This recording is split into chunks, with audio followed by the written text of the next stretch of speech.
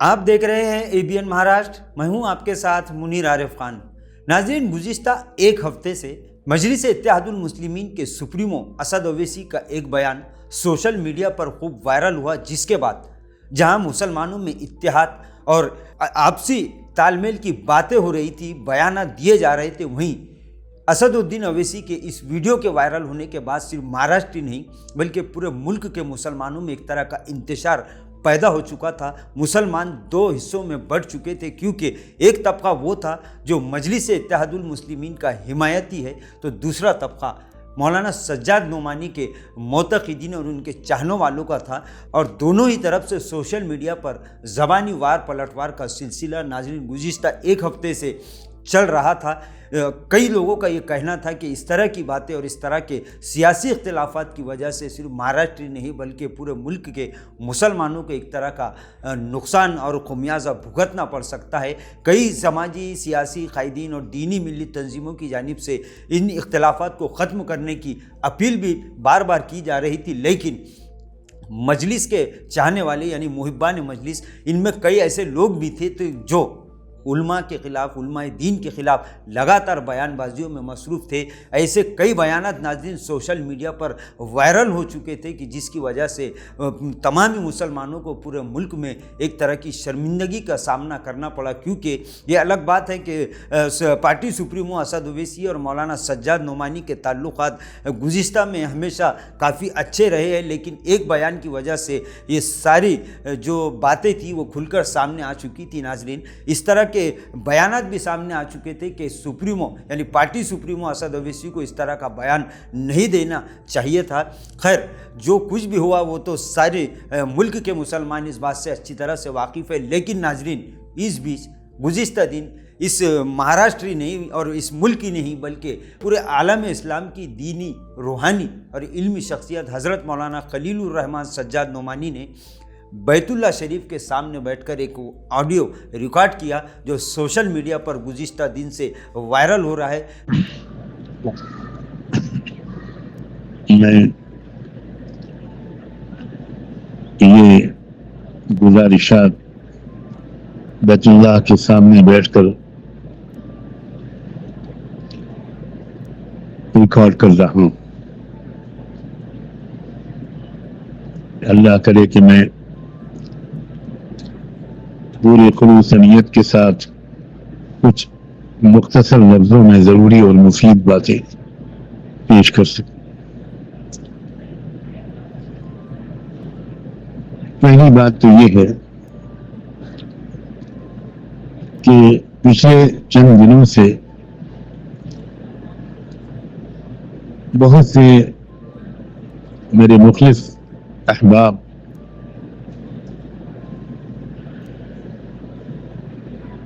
ان باتوں کا جواب دے رہے ہیں جو محترم جناب اسد الدین اویسی صاحب نے میرا نام لیے بغیر میرے بارے میں کہی ہے۔ میں ان سب حضرات کا بہت دل سے شکریہ ادا کرتا ہوں، لیکن ان سے اللہ کا واسطہ دے کر، بیت اللہ کا واسطہ دے کر یہ گزارش کرتا ہوں کہ اب اس سلسلے کو بالکل موقوف کر دیں۔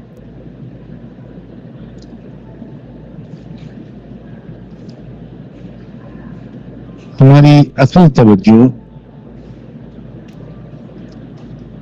ملک میں اسلام اور مسلمانوں کی حفاظت، شعائر اسلام کی حفاظت، مساجد، مدارس، اوقاف، قبرستان اور اسلامی وجود اور دستوری حقوق کے تحفظ کی طرف ہونی چاہیے۔ کسی بھی صورت میں ہمیں آپس میں ایک دوسرے سے نہیں الجھنا چاہیے۔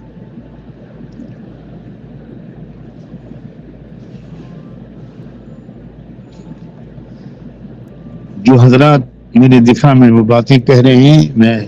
ان کا احسان مند، پھر بھی میں گزارش کرتا ہوں اللہ کے واسطے اب اس سلسلے کو موقوف کر دیجیے۔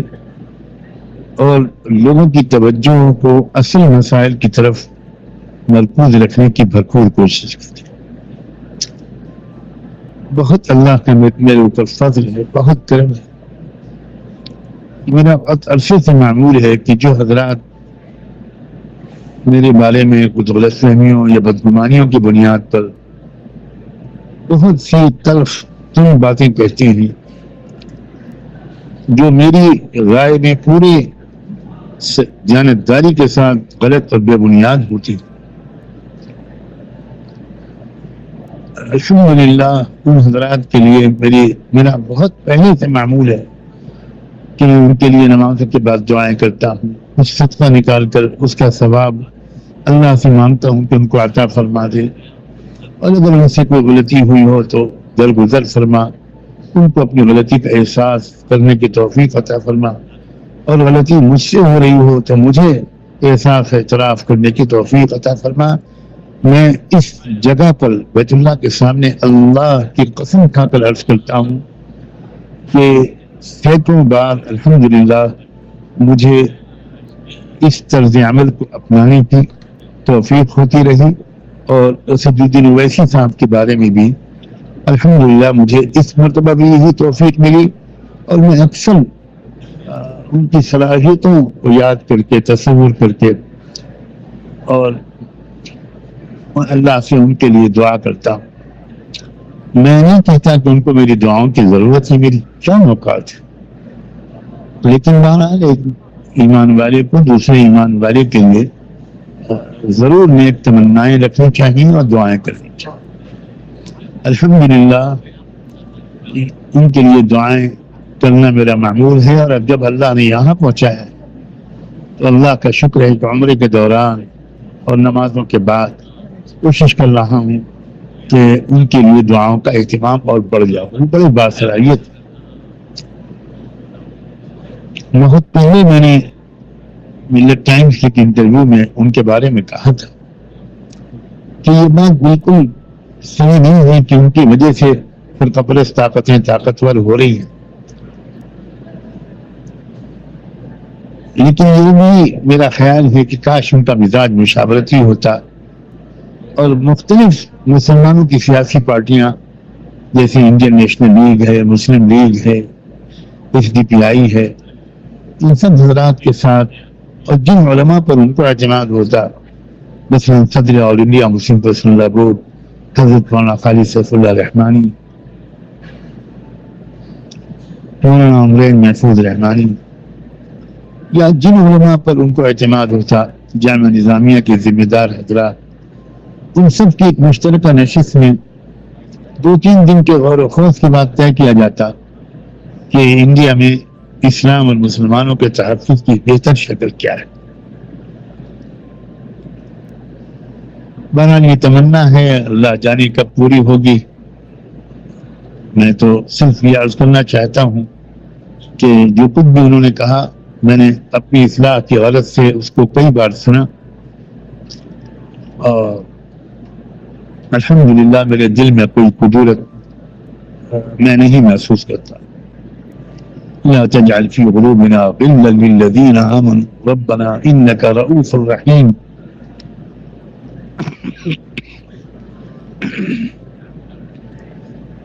جو بھائی اور بہنیں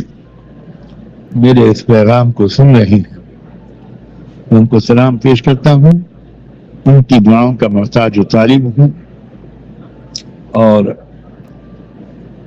سب کے لیے دعاؤں کی توفیق اللہ سے مانگتا ہوں. جزاکم اللہ وبارک فیکم, السلام علیکم ورحمۃ اللہ وبرکاتہ. یہ جو آوازیں آپ سن رہے ہوں گے پس منظر میں, یہ سب اللہ کے بندے ہزاروں لاکھوں کی تعداد میں جو آئے ہوئے ہیں, کوئی پڑھ رہا, قرآن پڑھ رہا ہے, کوئی ذکر کر رہا ہے, کوئی دعا مانگ رہا ہے, وہ ان کی آوازیں. فی امان اللہ. ناظرین, اس ویڈیو کے وائرل ہونے کے بعد اس طرح کی باتیں اب سوشل میڈیا پر دکھائی دینے لگی ہے کہ محبان مجلس کی جانب سے بھی اب اس طرح کے بیانات سامنے آنے لگے ہیں. کئی سینکڑوں ہزاروں کامنٹس اور میسیجز سوشل میڈیا پر اس وقت بھی گشت کر رہے ہیں کہ محبان مجلس نے کچھ زیادہ ہی اس بات کو سیریس لیتے ہوئے علماء پر تنقید کی تھی، اور اب محبان مجلس اپنی اس حرکت پر